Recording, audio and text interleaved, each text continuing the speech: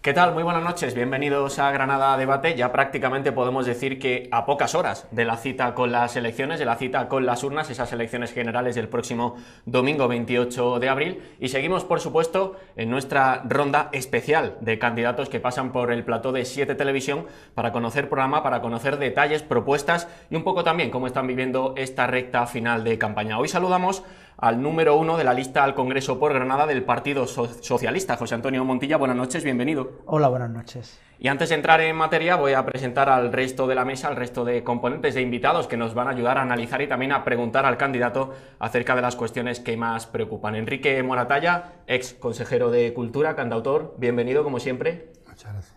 También tenemos a Juan Francisco Delgado, vicepresidente de la Fundación Europea para la Innovación y la Aplicación de la Tecnología, bienvenido.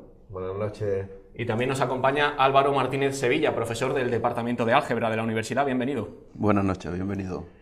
Candidato, vamos a entrar ya en materia. Yo quería preguntarle por qué todas las encuestas indican que va a ser complicado formar gobierno después del 28 de abril. El Partido Socialista parece que parte como líder, que podría ganar las elecciones. ¿Se ven formando gobierno junto a fuerzas nacionalistas, independentistas? Ya se ha visto en esta última legislatura que eso podría complicar bastante la gobernabilidad del país. Nosotros nos vemos formando gobierno puesto que hemos gobernado con 84 diputados, pero claro, lo que necesitamos es una mayoría mucho más amplia pues para desarrollar el programa hablando con todos. Nosotros hablamos con todos los grupos con el único límite de la Constitución. Siempre que sea dentro de la Constitución, pues podemos hablar. Están ahí nuestros proyectos que están en nuestro programa y esos los intentamos llevar a cabo, los intentamos aprobar, pues contando con los apoyos pues, que tengamos en cada caso. ¿Van a seguir intentando esa aproximación a Ciudadanos, a pesar de que desde el Partido Naranja no parece que haya mucho feedback? Parece que Ciudadanos ha puesto un cordón sanitario al PSOE. Es bastante inconcebible que haya puesto un cordón sanitario al PSOE y no a Vox. Es decir, Ciudadanos está más cerca de Vox, de la extrema derecha, que del Partido Socialista.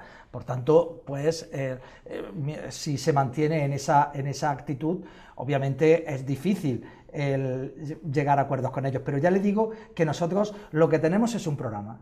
Lo que tenemos es una serie de proyectos que queremos desarrollar para mejorar el país, para dar más justicia social, para cerrar la brecha de desigualdad que se ha generado sobre todo en estos 7 años de gobierno del PP, y esos proyectos de ley, esas proposiciones de ley, esos decretos leyes, pues intentaremos aprobarlos con los grupos con los que podamos contar.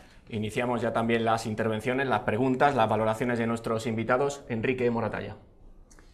Hola. Vamos a ver.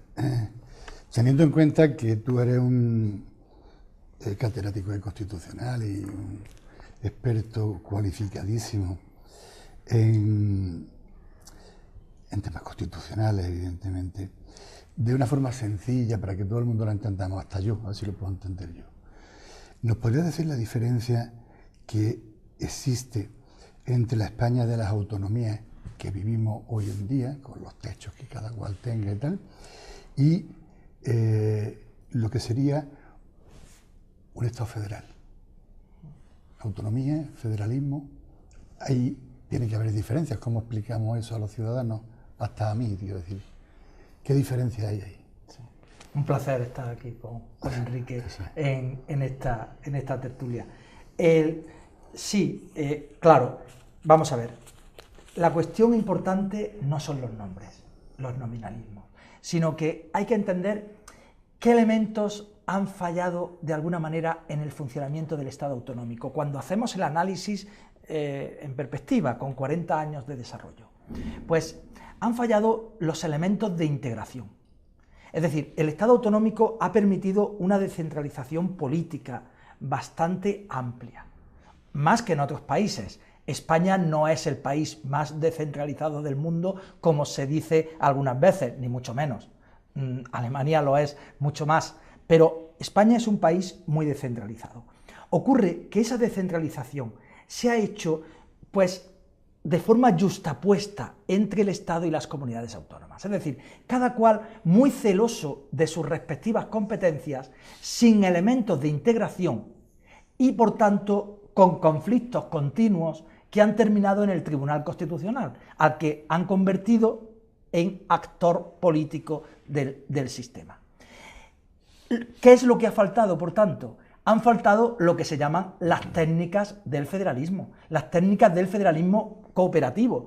Es decir, esos elementos que permiten integrar, que permiten el diálogo, que permiten el encuentro. Por poner el ejemplo que a mí me parece más relevante.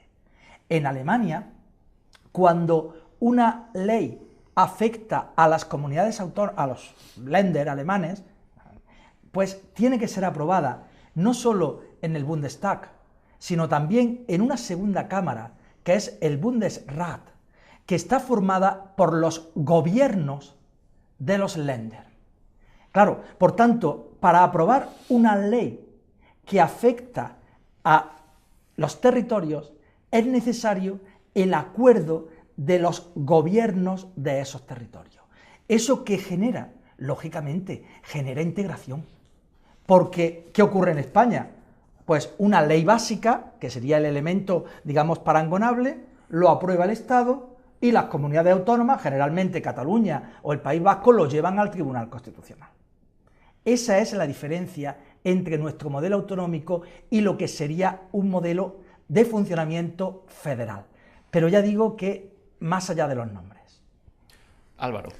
Sí, hola, buenas tardes, encantado de tenerte por aquí esta tarde en esta tertulia. Yo iba a empezar con un tema que yo creo que interesa mucho a nuestros oyentes, creo que interesa mucho a la ciudadanía en general, que es el tema de los posibles acuerdos postelectorales para formar gobierno. De hecho, ayer en el debate, que estábamos comentando antes, fue uno de los temas fundamentales. Ya se ha hablado antes en la primera intervención, parece claro que con Ciudadanos no va a haber ninguna opción de formar gobierno, porque Ciudadanos lo ha dicho por activa y por pasiva, no quiere, y su opción es formar un gobierno con la derecha. Por tanto, el Partido Socialista, que no estará lejos, supongo, y según dicen todas las encuestas, de sacar mayoría absoluta, necesitará de Unidos Podemos, necesitará de Partido Nacionalista Vasco, necesitará de Compromís, la formación regionalista valenciana, probablemente puede que necesite hasta de Esquerra Republicana de Cataluña, un grupo independentista, como necesitó en la moción de censura para formar gobierno. Es decir, puede que necesite de todo este abanico. Pero las condiciones son muy distintas de cuando en la moción de censura. En la moción de censura se presenta un candidato y un grupo político tiene la opción, lo vota o no lo vota. Y, por tanto, vota la moción de censura y el que hace el gobierno, salvo que el que hace el gobierno quiera, en esta ocasión Pedro Sánchez, en aquella ocasión Pedro Sánchez, pues hace el gobierno que quiere. Lo que estoy diciendo es que si va a necesitar de todos esos votos, va a necesitar, naturalmente, también de cumplir las exigencias de esos grupos. Y parece que una de las exigencias de Podemos es que Podemos esté en el gobierno. Por eso se entiende con dificultad la expresión de ayer de Pedro Sánchez de que iban a hacer un gobierno amplio, dice, de base socialista con independientes, como el que hay ahora. Yo me gustaría que me pudiera explicar eso, es decir, cómo tiene Pedro Sánchez pensado conseguir los votos de Pablo Iglesias sin darle entrada a Pablo Iglesias y a Podemos en el gobierno, si es que tiene alguna estrategia especial, si es que, digamos, va, no sé, si tiene alguna estrategia de seducción preparada o cómo va a conseguir eso, cómo va a conseguir los votos de Podemos y a la vez hacer un gobierno en solitario del Partido Socialista. Empiezo por la moción de censura. La moción de censura fue, yo la llamo moción de censura ética, porque no fue negociada con nadie. Simplemente el partido del gobierno fue condenado en la sentencia de Gürtel por financiación irregular, por corrupción en definitiva. Y ante eso existía la obligación ética de presentar la moción de censura, sin negociarla, para que la votara quien quisiera. Y la votaron todos los grupos parlamentarios, todos los grupos políticos, con la única excepción de Ciudadanos, que prefirió seguir amarrado al Partido Popular. Por tanto, Por tanto, llegamos al gobierno sin condicionantes. Aunque se digan disparates, lo cierto es que se llegó sin ningún condicionante. Y precisamente por eso, a partir de ahí, pues se empezaron a presentar decretos leyes para su convalidación, porque en leyes no nos ha dejado la mesa del Congreso, el bloqueo de PP y Ciudadanos nos ha impedido tramitar leyes, pero presentamos decretos leyes para cuya convalidación hemos hablado con todos los grupos, con todos. Por tanto, cuando Pedro Sánchez habla de que lo que queremos es una mayoría amplia, pues está pensando en ese escenario. Es decir, nosotros ahora lo que queremos es conseguir una mayoría lo más amplia posible para a partir de ahí ir aprobando. Es que el escenario ya no es el mismo. Quiero decir, ahora se hace gobierno si se llega a acuerdo con los votos de otros grupos. Sí. ¿Cómo se tiene pensado conseguir los votos de Podemos para que Podemos invista a presidente Pedro Sánchez? Cada partido planteará sus exigencias. Y Pablo Iglesias ya lo ha dicho con claridad. Podemos, y es legítimo, es completamente legítimo, con los diputados que saque, quiere estar en el gobierno. ¿Cómo conjuga esas dos cosas que para mí son contradictorias? Recibir los votos de Podemos y que Podemos no esté en el gobierno. Podemos ha sido un socio, además un socio bastante fiable del Partido Socialista en estos 10 meses. Incluso llegó a cerrar unos presupuestos que al final pues no se aprobaron, pues porque votaron en contra PP, Ciudadanos y los independentistas. Con lo cual, ese modelo es perfectamente trasladable a la siguiente legislatura. Ya dependerá de cada uno de los grupos cómo actúa, cuáles son las condiciones que pone, si pone exigencias que sean insalvables, eso ya dependerá.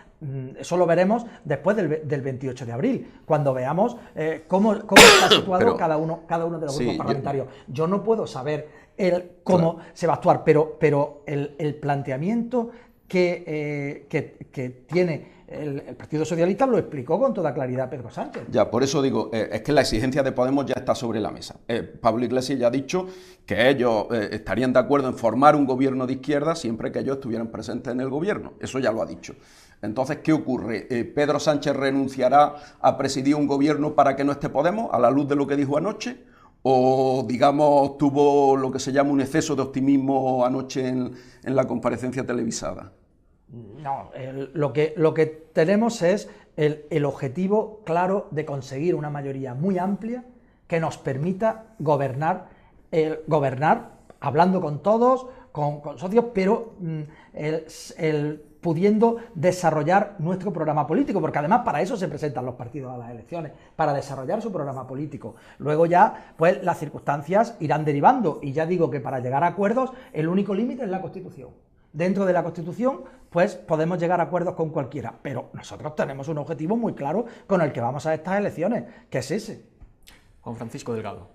Buenas noches, José Antonio. ¿Qué tal? Un placer estar aquí esta noche y además con una persona que tenemos el privilegio de estar con una de las personas que ha estado en una responsabilidad, yo creo que muy importante en el gobierno en esta etapa, del secretario de Estado de Relaciones con las Cortes, ni más ni menos, con 85 diputados y teniendo que tejer muchos de los acuerdos que se hacen allí. Así es que gracias por venir y gracias por compartir este espacio que creo que para nuestro programa y nuestra tertulia va a ser bastante saludable, ¿no? Yo creo que Álvaro, que ha iniciado el fuego por ese camino, quería incidir precisamente en lo que va a ocurrir dentro de 72 horas. Dentro de 72 horas, a esta misma hora, vamos a saber el resultado electoral. Muy posiblemente ya estará más o menos cerrado, y ya a partir de ese momento me imagino que tú estarás en las cocinas de Moncloa sabiendo exactamente pues cuál será el camino que tengamos que seguir o no tengamos que seguir. Es decir, que En ese sentido, me gustaría, tú que has vivido, al fin, cómo se ha roto, digamos, la legislatura, cómo se ha cerrado esta legislatura para dar paso a estas elecciones, que siempre son saludables, ¿no? Porque acaba con el conflicto de legitimidad este que plantea siempre la derecha, que parece que la legitimidad solo la tiene ella para gobernar, y cuando llega a la izquierda parece que siempre consigue esto ilegítimamente, ¿no? ¿Cómo has vivido esta última etapa? ¿Cómo has vivido el cierre de digamos, la negociación fallida de los presupuestos?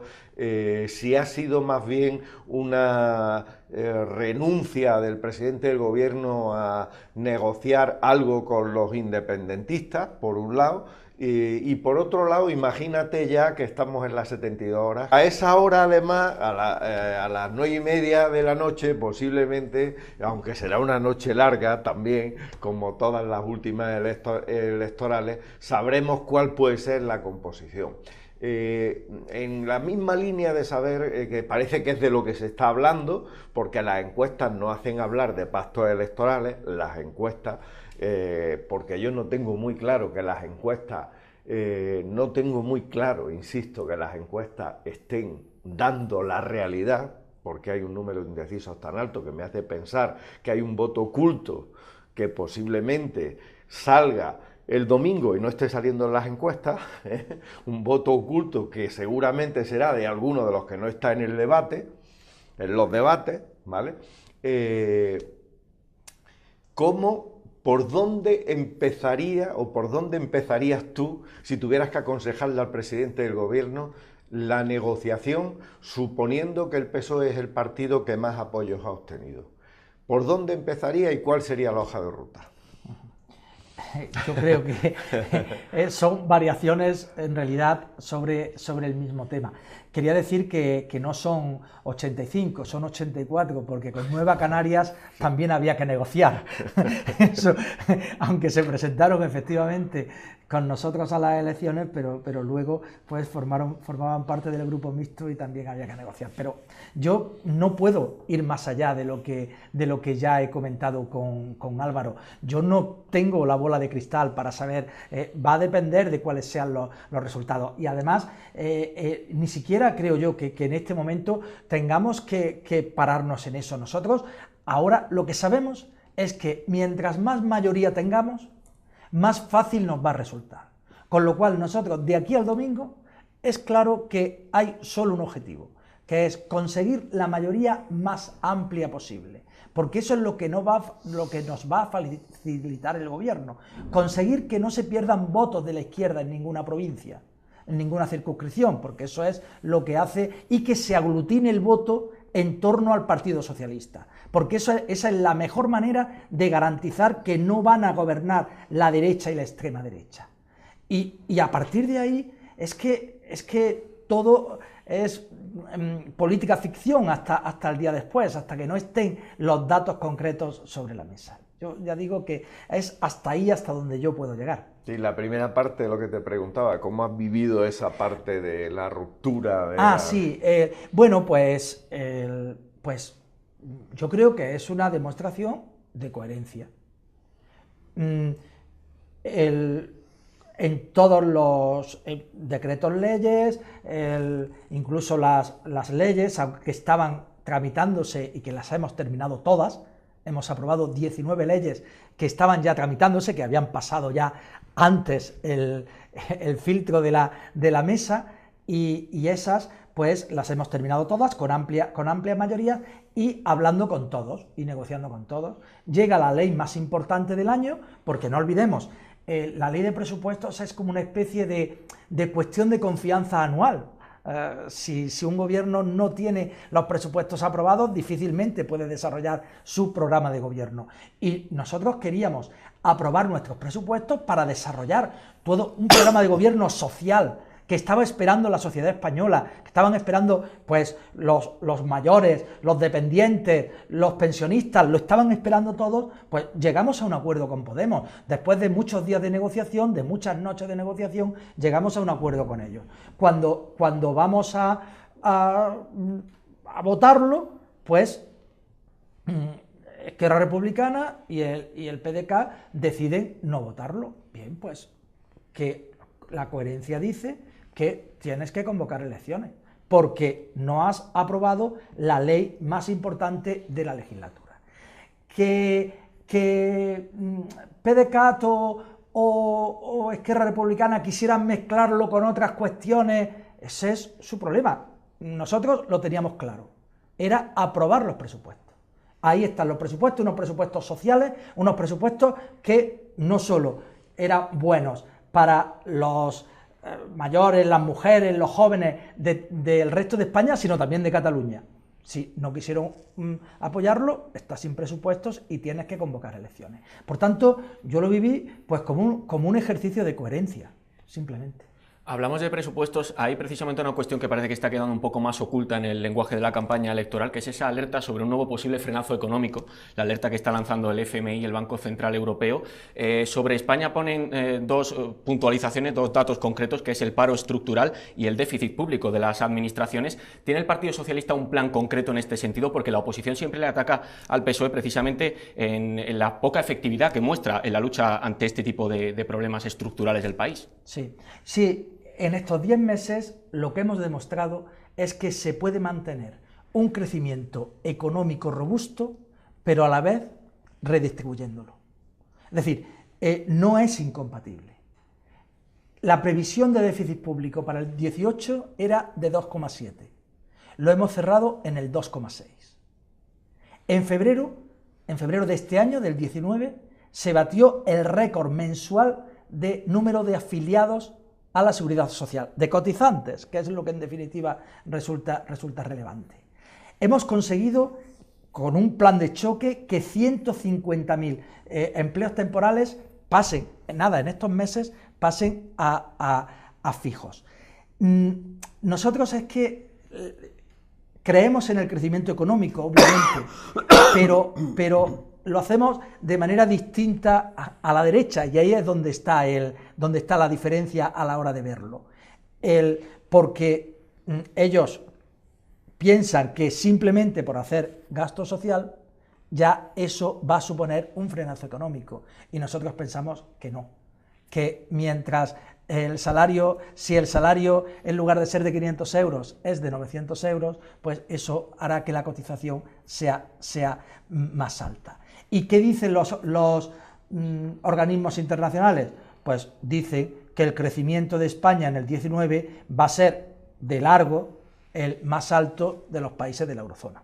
Con lo cual, vigilantes, siempre vigilantes. Me parece que tanto el Ministerio de Economía como el Ministerio de Hacienda que ha formado Pedro Sánchez son ministerios pues muy potentes, y yo lo he visto en el funcionamiento diario, que son muy potentes, por tanto, digamos que solvencia garantizada y por tanto vigilancia de cómo evoluciona el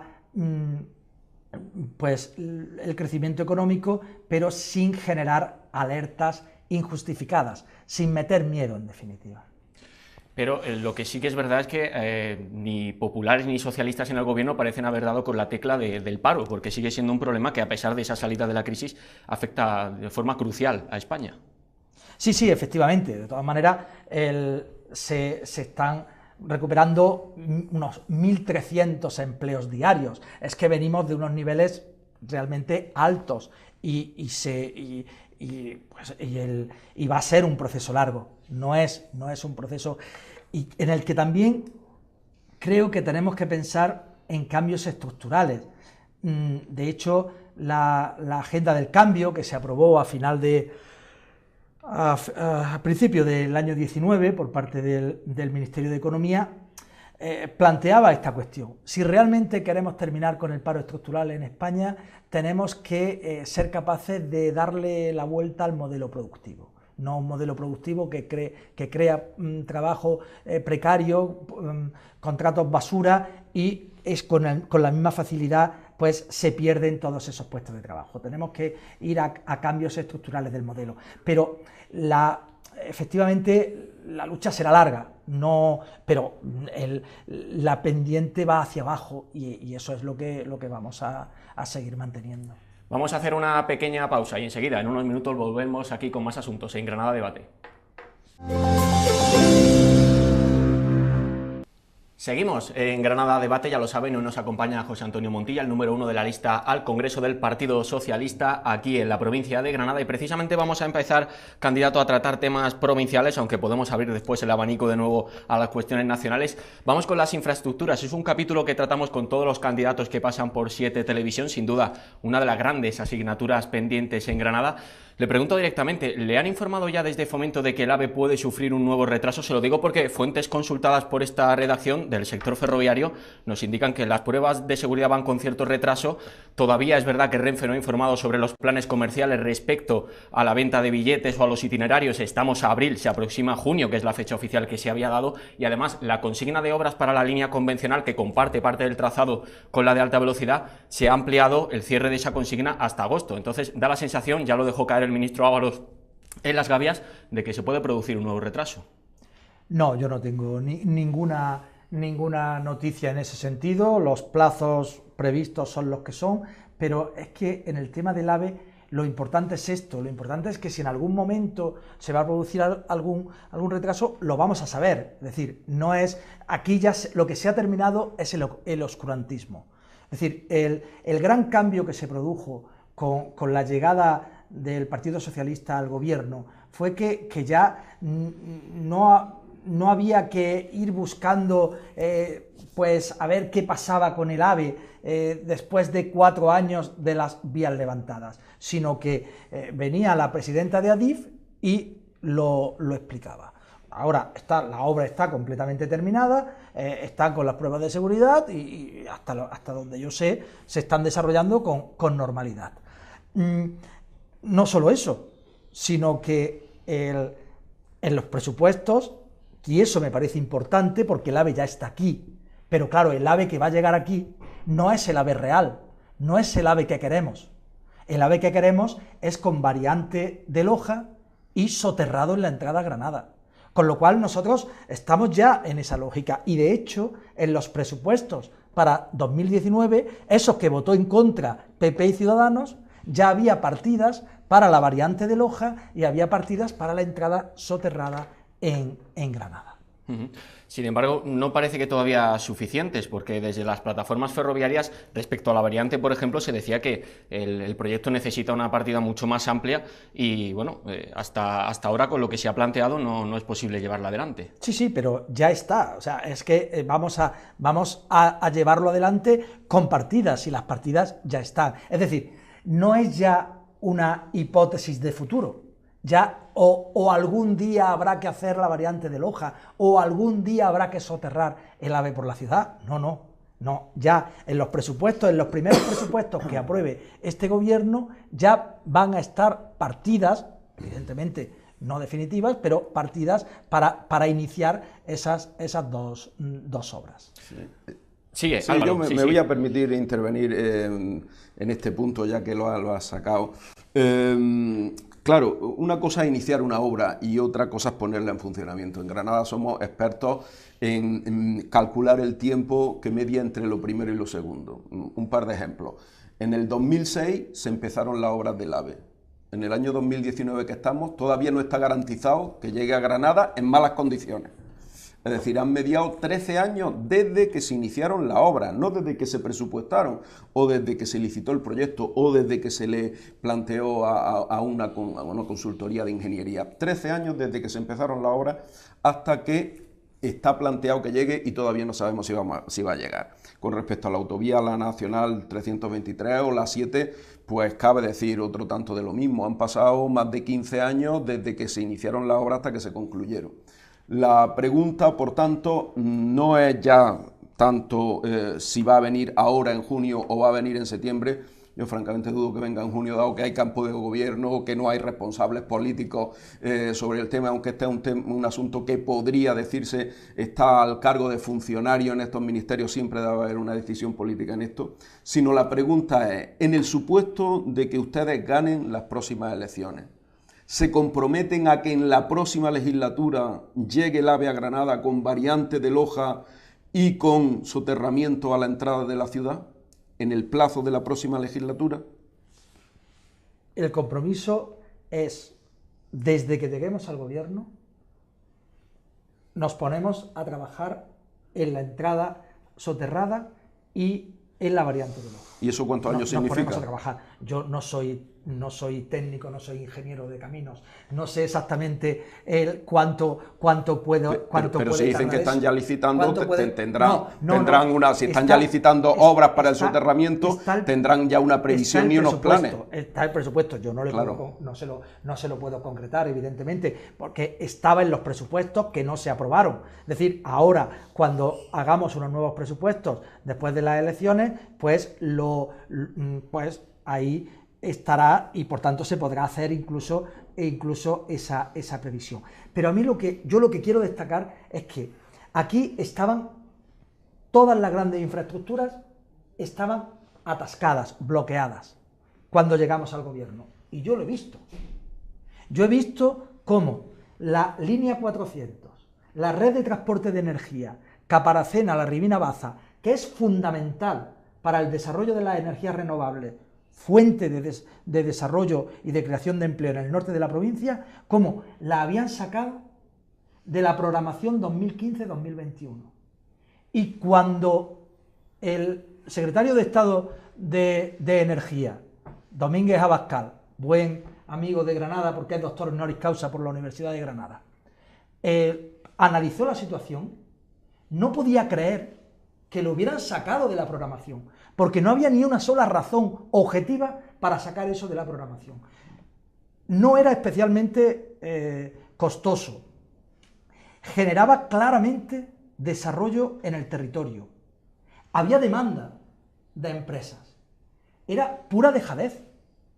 Y inmediatamente nos pusimos y ya se tomaron los acuerdos correspondientes y ya está en marcha esa línea. Y la presa de Rules, ¿cuántas vueltas han dado las conducciones de la presa de Rules? Tantos años. Bien, pues también desde que llegamos dijimos, esto hay que darle ya aire. Y en el BOE aparecieron hace poco tiempo, apareció la exposición pública del proyecto de las conducciones de Rules. Es decir, nosotros en estos 10 meses lo que hemos demostrado es que no somos un gobierno comodón, de estos que dejan, no, que somos un gobierno activo, sí, del que está día a día encima. Y eso es lo que vamos a hacer en los próximos 4 años. Por lo tanto, fecha concreta en la que se va a terminar una determinada obra, es imposible que lo pueda dar. ¿Qué podemos garantizar? Pero, que no vamos a cejar ni un día. Vamos a dejarlo pasar. Una previsión debe haber, si está en los presupuestos ya consignados, partidas. En los presupuestos que se hagan, irán consignadas las partidas. Enrique Moratalla. Estoy viendo que no me toco cuchara yo hoy, ¿eh? Estáis en un plan exagerado. Es que soy tímido, ¿eh? Debe ser eso.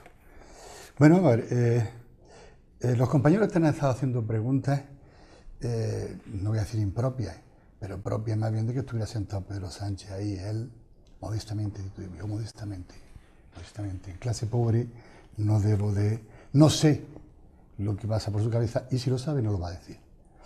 Entonces, yo de todas las formas no voy a dejar la política ficción, ¿no? Porque hay cosas a las que sí puede responder y otras a las que no. Entonces, en esa política ficción vamos a imaginarnos que el PSOE tiene un resultado espléndido, Podemos también, y se hace gobierno. Y como tú representarás a los que estamos aquí sentados y serás como una especie, cabeza de puente entre Granada y Madrid, porque representa a los granadinos y a los que vayan a echar el voto, a los que te voten y a los que no, a los granadinos.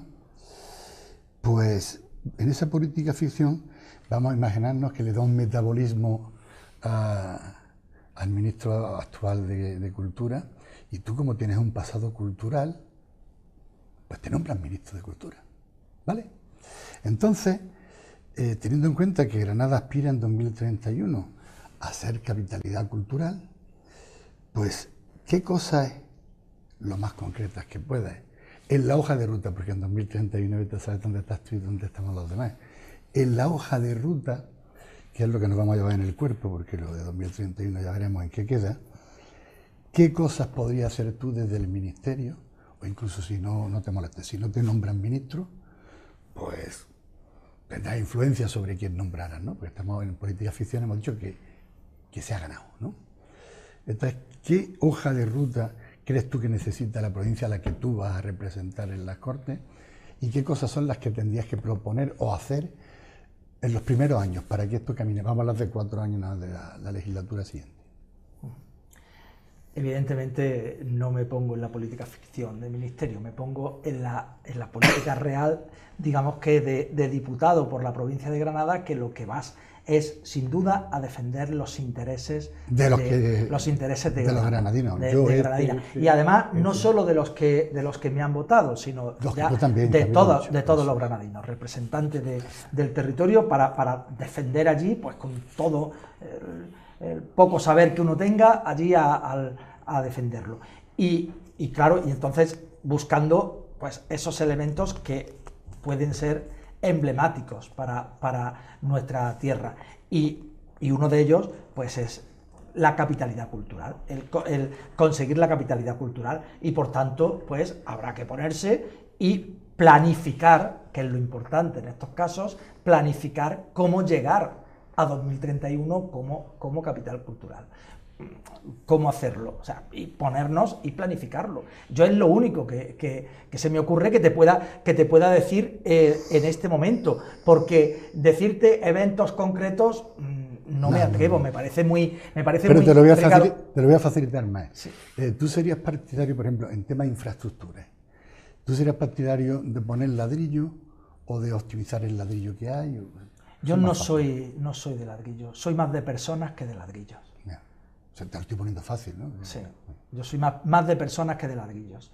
Es más, entiendo que si es por ahí, yo creo que una ciudad como Granada, y más si tiene un AVE, pues va a recibir un turismo masivo que de alguna manera pues estaremos en condiciones de, pues, digamos que intentar que sea un turismo pues más de calidad, y así tendremos que ir diseñando el futuro. Hemos quedado que era ave fénix lo que vamos a tener aquí, ¿no?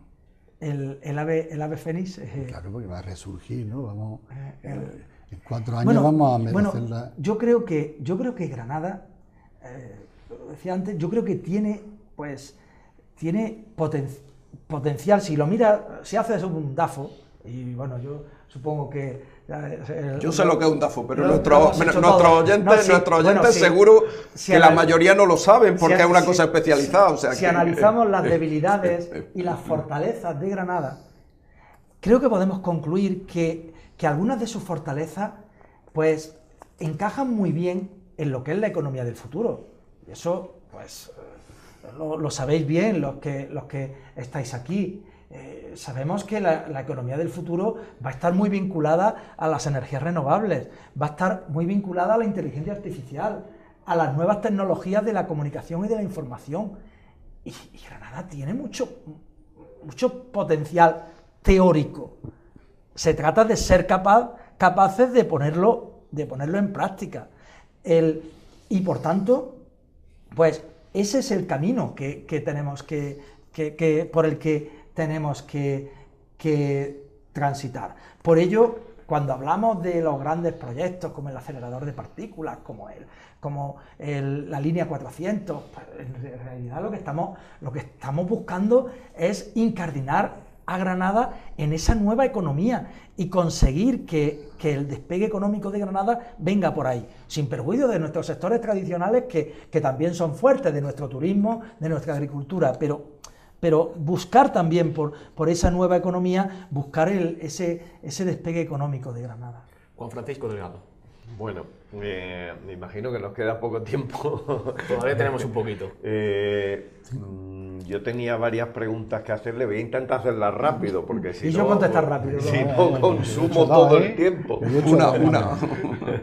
No, Yo creo que es importante, yo decía antes lo de tu puesto, porque creo que Granada no ha tenido, que a mí me suene, por supuesto, no ha tenido ningún ministro en la etapa democrática, creo que ha tenido un secretario de Estado. Dos conozco yo. Dos secretarios de Estado, tú el tercero. Julio Iglesias Dussel fue uno. Y José Luis González Montes. Y José Luis González Montes, efectivamente. Entonces añado ya Pedro Martínez Olmo. Entonces 3. Es verdad que bueno, secretario general de Sanidad, sí, Bueno, asimilado. Sí, secretario general de Sanidad. Pero, en fin, se cuentan con los dedos de una mano. Yo creo que, no sé qué opinas tú, quería saberlo también, porque ahora pasas a ser diputado, es otro estatus distinto de secretario de Estado y tal, pero ¿no crees que Granada quizá uno de los problemas que tenga, porque todos hemos estado hablando aquí de infraestructura, de cultura, de proyectos de futuro, tal, sea de que ha carecido de tener suficiente influencia tanto en Sevilla como en Madrid, pero fundamentalmente en Madrid, de tener personas como tú, por ejemplo, en puestos clave que han conseguido, porque al final sabemos que eso es palanca también de inversiones, palanca de proyectos. ¿No crees tú que hemos adolecido históricamente y que sería un momento también de plantear, como ocurrió en Málaga, por ejemplo, que ha tenido mucho que ver la llegada de personas con responsabilidad a los gobiernos que han podido conseguir cosas para la ciudad y para la provincia y tal? ¿No crees tú que eso tiene mucho que ver, las personas que al final ocupan los puestos? Yo no sé lo que ha pasado en el pasado. Lo que sí sé es que en el futuro los que vamos a representar a Granada por el Partido Socialista vamos a intentar que los intereses de Granada estén lo mejor representados posible. Pero si sabes lo que ha pasado, porque tú has vivido aquí. Hombre, claro, sí, pero te digo que no tengo los suficientes datos para valorar cuál ha sido la influencia real que han podido tener nuestros representantes. No tengo los suficientes datos. Pero lo que te digo es que en el futuro lo vamos a hacer.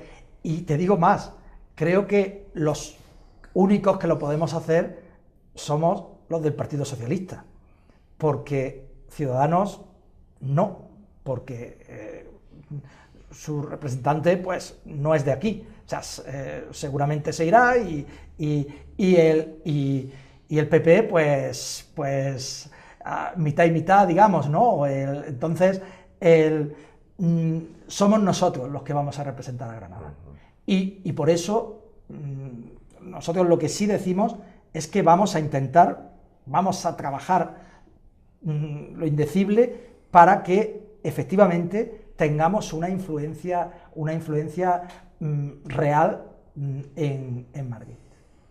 Le quería preguntar por uno de los bloques de los que más fuerte se está situando el Partido Socialista en la campaña, que es el feminismo.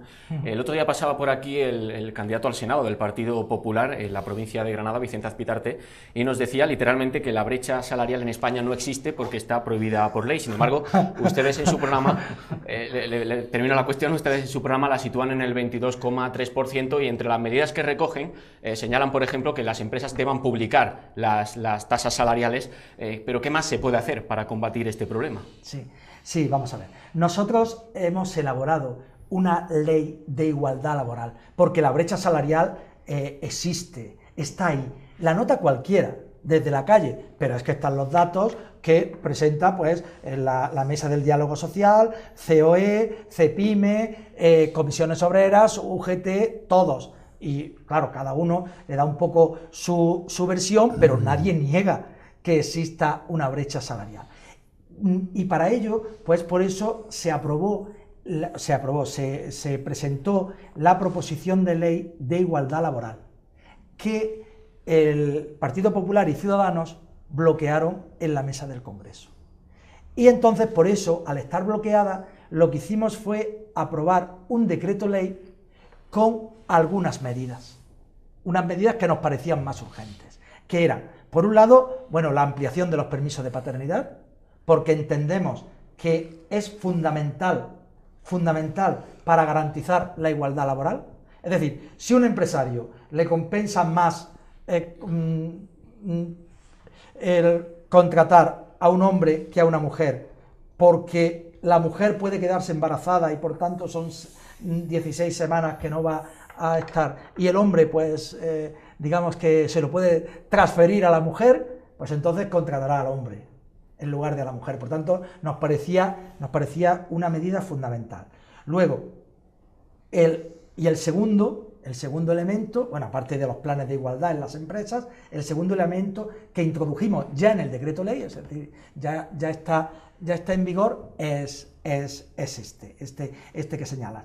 Porque, claro, es que tenemos que saber exactamente en la empresa cuál es realmente la situación. Tenemos que darle transparencia a esa situación, porque es la única manera de atajar el problema, diagnosticarlo. Si no lo diagnosticas, no puedes tener el tratamiento. Y por tanto, pues eso es también, y además eso se ha acordado con los sindicatos, y esa es una medida que incluso los propios empresarios pues también aceptaban. Pero una vez se diagnostica ese problema, se deben de establecer una línea de acción más concreta. Claro, entonces por eso se prevé, cuando esa brecha salarial supera unos términos que se acuerdan, cuáles son esos términos, y no se cierra en un determinado periodo de tiempo, pues incluso se pueden prever sanciones para esa situación. Ahora bien, se trata de primero resolver la cuestión negociando, dialogando. Por tanto, por eso es tan importante saber que existe. Se sabe que existe, la empresa sabe que existe, tiene un tiempo para cerrar esa brecha, y ya, si eso no ocurre, pues entonces ya entramos en las sanciones. Todavía podemos abrir un plazo más, nos queda poco tiempo, pero tenemos todavía tiempo para intervenciones. Álvaro. Cortita, por favor. Sí, tan cortita como la que tú has hecho antes, Enrique. Decía antes, Enrique, que nos habíamos centrado prácticamente en preguntas que correspondían a Pedro Sánchez, pero tú has entrado en el cuaderno rojo de nombrar ministros de Pedro Sánchez, o sea... Porque puedo. Ha ido ya más allá. Yo voy a remontarme digamos, a un tema que estos días ha estado echando, ha puesto en el debate, ha estado echando sobre la mesa Partido Popular y Ciudadanos sobre el Partido Socialista. En concreto, ayer le hicieron la pregunta a Pedro Sánchez, le dijeron que en Andalucía había habido 5.000 millones de despilfarro público en la contratación de 500 altos cargos en Andalucía en el último periodo del anterior gobierno andaluz, el que ha presidido Susana Díaz.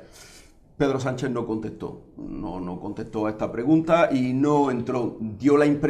Pudo dar la impresión de que no quería comprometerse, digamos, en la defensa del anterior gobierno de Susana Díaz.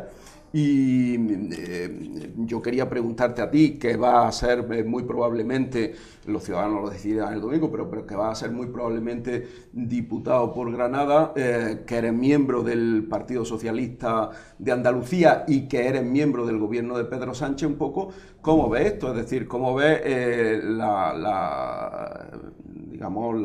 el aserto de Partido Popular y Ciudadanos de que ha habido 500 altos cargos contratados y 5.000 millones y que eso ha sido uno de los grandes, déficits del gobierno andaluz desde el punto de vista presupuestario?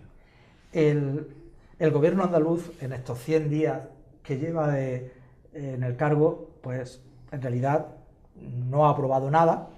Lo único que ha hecho es sacar de alguna manera este tipo de noticias, de informaciones, intentando pues simplemente dañar a que no tienen sin ninguna verificación. Es como lo de las listas de espera, o sea, suman las ambulatorias a las quirúrgicas y dicen tenemos una lista de espera. No es cierto, o sea, los criterios, según los criterios, están cotejados por el Ministerio de Sanidad. Ahora, aparecer ahí de pronto, resulta que, no me lo creo, es decir, me lo tiene que demostrar. A priori entiendo que está haciendo política de la peor, de la de acuso y simplemente acuso. Entonces, por tanto, en principio hay que mirarlo con esa prevención. en todo lo que digan. Necesitamos ver dónde están esos datos, porque ya digo, lo único a lo que se ha dedicado el gobierno andaluz en estos 100 días es a eso, es a lanzar insidias sin ninguna documentación para ello, sino simplemente pues por el intento de menospreciar y de compensar la inacción que ha mantenido en este tiempo. Es que no han presentado los presupuestos, es que nosotros vamos por ahí enseñando nuestros presupuestos, los que nos derribaron, vamos enseñándonos porque estamos orgullosos de ellos. La verdad es que de los presupuestos que habrán hecho Ciudadanos y PP, y que para aprobarlos necesitan necesariamente a Vox, no sabemos nada, los tienen escondidos. Con lo cual, yo si no veo los datos concretos, si no veo los papeles concretos, en principio, por tanto, a la espera de no le doy valor. De confirmación. Pido disculpas a Enrique Moratalla y a Juan Francisco Delgado porque nos hemos quedado sin tiempo, no hemos podido completar la ronda, y José Antonio Montilla, candidato al Congreso del Partido Socialista, le agradezco mucho que nos haya acompañado esta noche en Granada Debate, y nada, suerte ya lo que queda de campaña. Gracias a vosotros y nada, os pido el voto para el Partido Socialista el próximo domingo porque estamos en campaña y lo puedo hacer. A nuestros oyentes. ¿Y a quiénes? Sí, digo a los, claro, a los oyentes, a nuestros oyentes y a nuestros televidentes. Nos hemos perdido 17 años de la presencia política de José Antonio. Una pena. Me metió Enrique en política y me salí muy pronto. Y a nuestros invitados, Álvaro Martínez Sevilla, Juan Francisco Delgado, Enrique Moratalla, os doy las gracias también por acompañarnos esta noche, y a todos ustedes por estar ahí. Volvemos ya la semana que viene, ya seguramente, claro, con temas postelectorales. Gracias, un saludo.